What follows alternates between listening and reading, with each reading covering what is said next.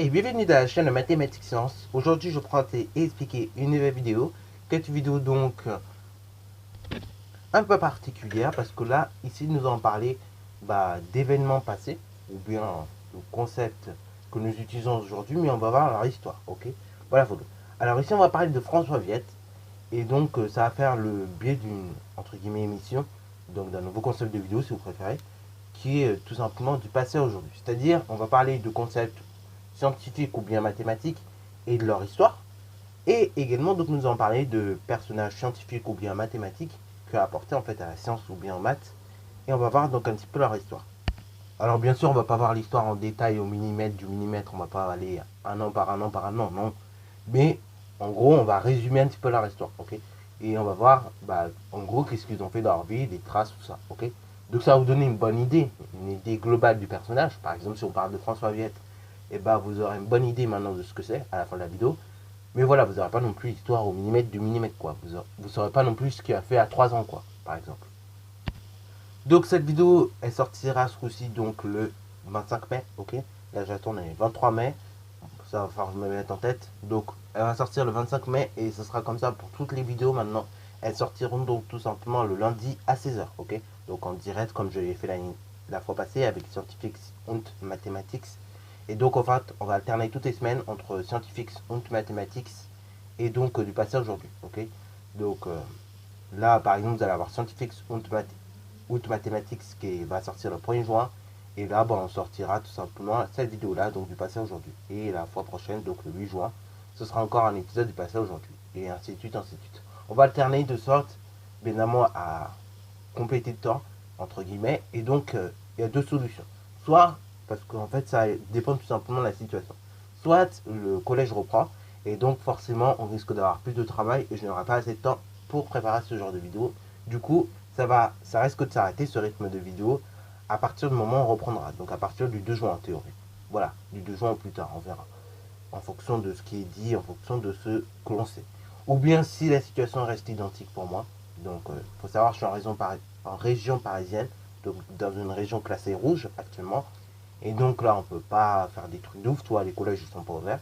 Donc on est encore à la maison, tranquille. Et donc soit la situation reste identique, on est encore dans le rouge. Et du coup, la situation reste identique, voire pire. Hein, soit on va peut-être reconnaître en confinement, je sais pas. Enfin, j'espère pas quand même, ça serait dommage. Surtout que bon, c'est une fin d'année assez triste quand même, on va pas se mentir. Hein.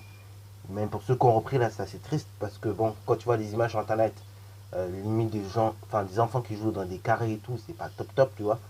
Et du coup, voilà, ça donne pas non plus envie de reprendre. Hein. Et je comprends tout à fait les enfants qui ne voudraient pas reprendre, même si les départements, ils sont classés verts, tu vois.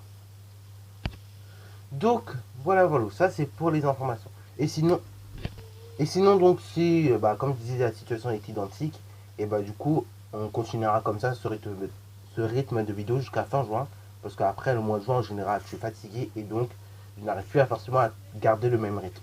Donc, d'ici à fin juin, on verra donc un nouveau rythme de vidéo. Voilà, ça c'est pour les informations. Maintenant donc on va passer à l'épisode directement. C'est parti mon kiki. Donc on passe à l'épisode directement et donc on va commencer par l'identité de François Viette.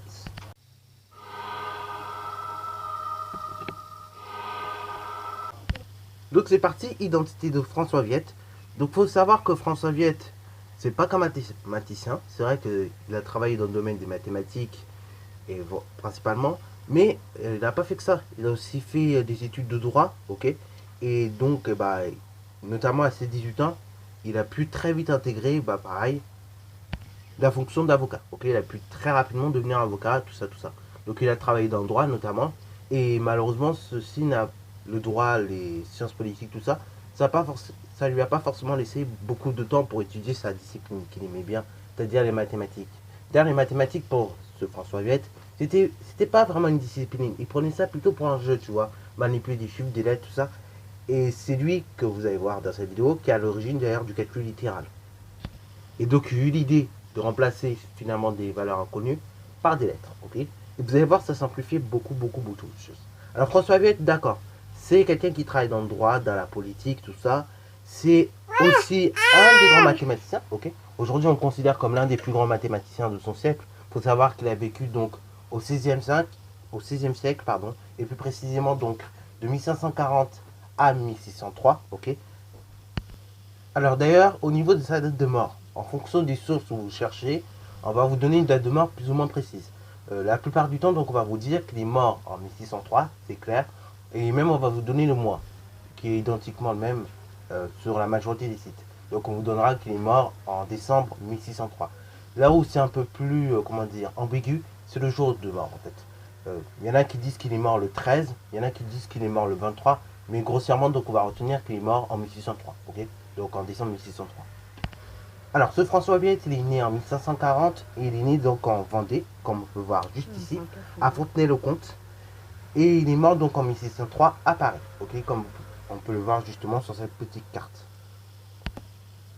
Alors, d'ailleurs, je vous ai dit, c'est quelqu'un qui travaille dans le droit, ok, qui a pu devenir rapidement avocat, mais également donc, quelques années plus tard, en 1573, il sera même nommé conseiller au Parlement, ok. Donc tu vois, quand même, c'est quelqu'un qui travaille dans le droit, ok. Mais le peu de temps où il avait pour faire, on va dire, des mathématiques, vous allez voir qu'il a fait correctement les choses, ok. Alors, c'est parti mon kiki, voyons ces petits projets.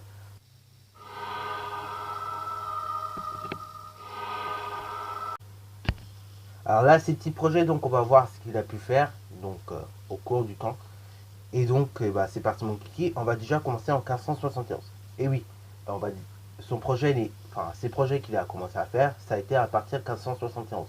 Il a fait un livre dans lequel en fait on y indiquait toutes les formules de trigonométrie.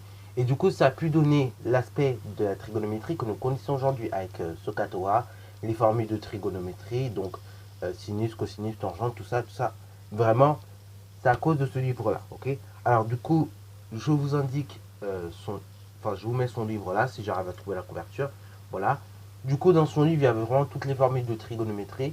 Il y avait également donc les tables de trigonométrie, parce qu'il faut savoir que les calculatrices n'étaient pas forcément aussi puissantes qu'aujourd'hui. Donc, pour éviter de faire des calculs, on va dire à rallonge, et forcément, on avait des tables également qui accompagnaient ça. Et du coup, dans ce livre, vraiment était indiqué pas mal de formules de trigonométrie. Et donc c'est ça qui a pu donner, on va dire, la trigonométrie que nous connaissons aujourd'hui. Il faut savoir donc que ce domaine des mathématiques et la trigonométrie quand même n'avait pas connu de telles avancées depuis le Xe siècle pratiquement après Jésus-Christ. Ok, c'est-à-dire depuis plus de 600 ans quasiment, la trigonométrie n'avait pas connu d'avancée. La dernière fois qu'il y avait eu une avancée dans ce domaine-là, c'était le mathématicien, donc c'est un mathématicien arabe, donc il me semble Al-Kashi, qui avait fait ses avancées, ok, qui avait avancé un petit peu dans le domaine, tout ça, tout ça. Alors bon, je vous cite Al-Kashi, pardon, parce que c'est un des plus connus de ce siècle-là, donc du 9e, voire 19e, voire 10e siècle après Jésus-Christ. Mais donc vous en avez tout plein d'autres. Hein. Vous avez Al-Kashi, mais vous en avez tout plein d'autres, que j'ai pas leur nom dans ma tête. Alors, un petit peu plus tard, donc vers 1579, vous voyez les nombres décimaux que nous utilisons aujourd'hui avec une allure très très très bien, ok, que nous utilisons de manière simple et de façon très rapide. À l'époque, on ne savait pas très bien manipuler les nombres décimaux. Et c'est lui d'ailleurs, vous allez voir, parce que les nombres ont une très belle histoire aussi. Hein. On fera un épisode là-dessus prochainement. Mais donc, vous avez également donc ce François Vette qui va encourager donc les scientifiques, hein, donc les mathématiciens, les scientifiques, à utiliser donc ces nombres décimaux. Ok, donc il va le faire notamment en 1579. Et c'est lui donc qui poussa les scientifiques, enfin il fait partie des gens qui ont poussé vraiment les scientifiques à aborder et à utiliser donc les nombres décimaux. Parce qu'à l'époque, bien évidemment, ça faisait peur, ok. Comme les autres choses, ok. Alors, il faut savoir donc au niveau des maths, au niveau des sciences, donc dans ces domaines-là, il faut savoir que dans ces domaines-là, quand même, certes, ça fait beaucoup, ça fait 6 siècles qu'il n'y avait pas eu d'évolution dans le domaine de la trigonométrie. Mais bon, là, je parlais en Europe. Donc en Europe, il faut savoir que l'année avant, donc avant la Renaissance, donc l'époque où nous parlons un petit peu, c'était le Moyen-Âge, ok. Et le Moyen-Âge, voilà, comme son nom l'indique, c'était pas un âge très clair. En fait, c'était pas un âge super cool, tu vois. Et donc, au Moyen-Âge, forcément, il n'y avait pas eu beaucoup d'innovation de la part des Européens, pas beaucoup de recherche. Et donc, au Moyen-Âge, vous verrez dans la majorité des vidéos donc, du passé à aujourd'hui que ce sont des Arabes, des Chinois ou bien des peuples indiens qui vont permettre une avancée scientifique, ok. Et que cette avancée scientifique quand elle va arriver en Europe, ce sera plutôt vers la fin du Moyen-Âge.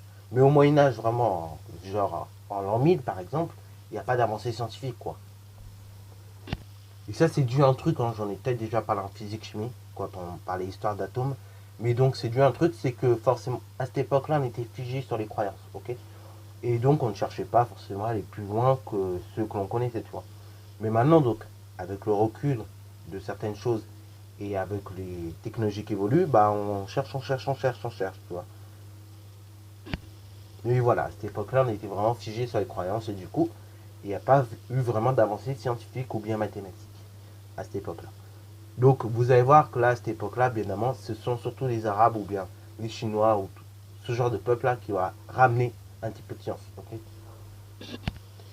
Donc, tout ça pour vous dire, en 1579, donc, c'est lui, donc François Viette, qui encourage bah, tout simplement les scientifiques ou bien les mathématiciens à utiliser des nombres décimaux parce que c'est beaucoup plus simple à écrire. Vous verrez, la notation était très complexe. Ok, la notation d'un nombre décimal avant, et bah, pour écrire un nombre décimal, on était obligé de passer par les fractions décimales et c'était très complexe. Ok, je vous montrerai quelques exemples bah, dans l'épisode qui sera consacré. En 1580, donc, euh, il a été recruté tout simplement par Henri IV, ok, voilà, voilà. Et donc il est chargé, bah, finalement, de décrypter les messages qu'envoient les ennemis à la France, ok. Donc, et à chaque fois, les ennemis s'apercevaient que Henri IV arrivait toujours, enfin pardon, pas Henri IV, que François Bête arrivait toujours à décrypter les messages, ok. Il arrivait toujours à décrypter les messages et du coup, bah, forcément, il y avait ça se répondait, tout ça, tout ça. Et donc, à cette époque-là, on l'accusait même de sorcellerie, ok. On l'accusait même de sorcellerie. Et du coup, c'est de là qu'est venu, entre guillemets, le calcul littéral, ok. C'est de là qu'est venu le calcul littéral. Et du coup, il publie un livre de 18 pages à peu près, qui ressemble à ceci d'ailleurs. Et donc ce livre, vraiment, ça représente une avancée conséquente et considérable dans le domaine des mathématiques et plus précisément ici de l'algèbre, puisque bah, il explique en fait les règles de calcul littéral, il explique également les opérations, donc les signes opératoires, donc le plus pour l'addition, le moins pour la soustraction, en fait tous les signes que nous connaissons. Euh, Également pour la division par exemple, et bah, les deux petits points et on peut mettre éventuellement la barre entre les deux petits points, tu vois, des trucs comme ça, ok. L'effet également de la résolution d'équations, d'inéquations, vraiment c'est lui qui explique tout ça dans ces 18 pages, ok, de ce livre-là. Et donc ça vraiment, ça va faire naître une nouvelle discipline que l'on ne connaissait pas, c'est le calcul littéral. Le fait de remplacer finalement des valeurs que l'on ne connaît pas, bah, de les noter par des lettres, ok. Et c'est là que des lettres apparaissent en mathématiques. Alors certains qui sont là et qui se plaignent, oh le calcul littéral c'est relou, c'est relou, c'est relou, pour vous mettre un petit peu dans le contexte de l'affaire, nous allons tout simplement prendre un problème qui était, enfin, qui est très simple pour nous aujourd'hui, mais qui était très compliqué à l'époque à résoudre. Bon, on savait les résoudre, mais en fait, on ne savait pas les résoudre aussi vite que maintenant, tout simplement. Par exemple, donc, on vous donne, je sais pas, on vous donne une liste de courses, ok. Voilà, vous connaissez bah, le total, ok. Vous connaissez tout ce que vous avez, le total que vous avez dépensé, et il vous manque juste le prix d'un article. Et vous connaissez le prix des autres articles. Bah, à l'époque, c'était assez compliqué pour certains de calculer le prix d'un article. Par exemple, pour vous donner aussi un autre contexte, à l'époque, donc, on était au Moyen-Âge, avant, donc avant la Renaissance. Il faut se dire donc qu'on aimait bien, par exemple, on aimait bien avoir des fermes ou bien des enclos, des choses comme ça. Donc, ou bien faire des maisons, des trucs comme ça. Et bah, pareil, on vous donne, par exemple, les dimensions de l'enclos en question. C'est-à-dire donc en longueur, et bah ça doit faire 10 mètres. L'ensemble, donc le périmètre, il fait 30 mètres. Quelle est la largeur tout simplement de l'enclos, ok. Donc combien de bâtons, tout ça, vous devez mettre. Bah vous voyez, c'est des problèmes comme ça qui étaient très compliqués à résoudre, ok. En sachant donc qu'un bâton, il fait tout simplement donc 1 mètre. Voilà, bon. Toi, c'est des problèmes vraiment qui étaient compliqués à résoudre. Et donc à chaque fois, on devait, d'ailleurs, pour résoudre une équation, les équations souvent étaient résolues par la géométrie, ok. Elles n'étaient pas résolues algébriquement comme à l'époque de François Viette, ok. Donc vraiment, bah, si on peut dire merci à François Viette pour ça, et ben moi je lui dis merci, hein, parce que franchement, c'est vrai que sans calcul littéral tout ça, aujourd'hui on serait perdu, ok. Et dans un monde où nous vivons actuellement, le calcul littéral est plus qu'indispensable. Vous pensez que c'est juste des lettres, mais en fait, oui c'est des lettres, mais les lettres, vous voyez, ça peut faire marcher un algorithme, ça peut faire marcher pas mal de choses comme ça. Donc du coup, c'est pour ça que vraiment le calcul littéral est très indispensable. Et d'ailleurs, les identités remarquables qu'on vous demande d'apprendre par cœur, pareil, ça vient de lui aussi. Voilà, du fait des règles de calcul, etc. Du coup, là, on a déduit les identités remarquables. Et donc voilà, voilà, ça a permis, ce livre-là, donc qui est apparu en 1591, ça lui a vraiment permis de se défendre auprès des gens qu'il accusait de sorcellerie. Alors que pourtant, c'était pas de la sorcellerie qu'il faisait. Il inventait juste une nouvelle discipline, ok. Également, donc au niveau mathématique, il a fait pas mal de choses assez intéressantes. Il a aussi tout simplement donc calculé les valeurs de pi, ok, les décimales de pi, et il réussit donc à les calculer au dixième, enfin genre à 10 chiffres après la virgule, ok, à 10 décimales. Ça c'est très fort aussi. Donc vous voyez que bah c'est très, enfin à l'époque c'était flou quand même. Et lui il arrive à les calculer donc bah avec des méthodes. Donc calculer les décimales de pi aujourd'hui on a une idée de faire, enfin on a une idée de par François Viette, mais vous voyez c'est des choses qui sont assez longues et ça se fait pas du jour au lendemain comme ça, tac. Ça demande vraiment beaucoup de travail. Et le peu de temps finalement qu'il a pu consacrer à sa discipline qui est les mathématiques, eh bien il l'a bien consacré quand même, hein, il n'a pas fait n'importe quoi.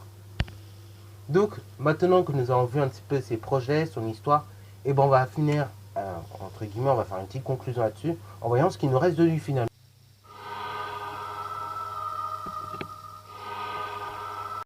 Ouais, parce que nous avons vu ses projets, nous avons vu ce qu'il a fait, mais concrètement, qu'est-ce qui reste de lui? Parce que oui, un personnage scientifique, il a quand même fait des choses, mais ce qui va faire qu'il est particulièrement, bah, comment dire, qui marque particulièrement l'histoire, c'est que justement, il reste des traces de lui. Alors, les traces de lui, c'est simple. On les voit notamment donc dans les règles de calcul littéral, ok. Déjà d'une. On les voit également donc dans les formules de trigonométrie. Par exemple, juste ici, vous voyez, Sohcahtoa, tout ça, c'est des formules qui ont été découvertes par lui, ok. On le voit notamment donc dans l'apprentissage des identités remarquables, ok. Ils sont juste là également.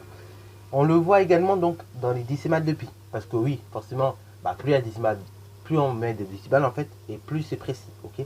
Alors bien évidemment, pi c'est un nombre irrationnel, donc c'est un nombre qui va toujours fasciner et qu'on va chercher à calculer le plus de décimales possible. Mais donc c'est un nombre vraiment irrationnel et forcément donc le nombre de décimales en fait qu'il comporte, il est infini. Ok. Alors on ne sait pas combien de décimales il y en a, mais en tout cas c'est infini. Il y en a beaucoup, beaucoup, beaucoup, beaucoup. Pour vous dire, c'est pas des milliers, c'est pas des dizaines de milliers, c'est pas des millions, c'est pas des milliards, c'est beaucoup plus, ok. C'est pas des billions, c'est même pas des trilliards, ainsi de suite. C'est vraiment énorme. D'ailleurs, pour vous illustrer ça, voilà la salle pi. Donc je sais pas, enfin voilà en tout cas la salle pi, comme on peut la voir donc au Palais de la Découverte. Donc au Palais de la Découverte, si vous avez la chance d'y aller, c'est à Paris. Donc oui, la salle pi, elle paraît pas très grande, je vous le dis. Enfin, elle n'est pas très grande comme vous la voyez, mais si vous regardez donc toutes les décimales de pi, c'est incroyable, ça vous fait bien tourner la tête. Hein. Voilà, alors quand on la voit sur certaines chaînes YouTube, on croirait qu'elle est super grande. Mais en fait, quand tu vas là-dedans, elle n'est pas non plus super grande. Ok. Donc je vous préviens d'avance pour ceux qui sont jamais y allés et qui voudraient y aller un jour. C'est pas non plus super grand, c'est pas non plus, comment dire, le stade de France, tu vois. C'est une salle quoi, c'est une salle arrondie. Et donc il y a toutes les décimales de pi. Et c'est incroyable. Pour ceux qui sont vraiment jamais, pour ceux qui sont jamais y allés, si vous avez l'occasion l'année prochaine d'y aller ou bien un jour d'y aller, ou si vous avez l'occasion d'amener quelqu'un, franchement faites-le. C'est une expérience que vous n'avez jamais regrettée.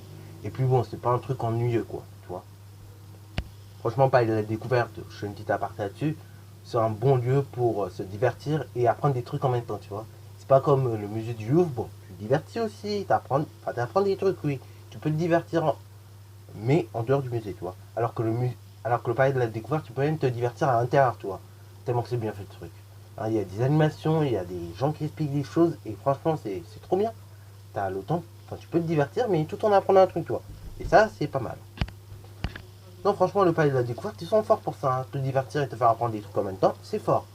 Bon, donc ça, c'était pour le nombre pi. Vous avez également donc tout ce qui est les signes d'opération qu'on utilise beaucoup aujourd'hui. Hein. Voilà, voilà. Ça paraît bête, mais voilà, c'est lui qui a finalement restauré tout ça. Et également donc tout ce qui est résolution d'équations ou de choses comme ça. Et bah c'est lui aussi qui a inventé tout ça, ok, qui a bien réformé et qui a expliqué de manière algébrique l'affaire. Voilà, voilà. Donc c'est la fin de cette vidéo. J'espère qu'elle t'aura plu. N'hésite d'ailleurs pas à la liker, commenter et balance à toi en mathématiques et en sciences.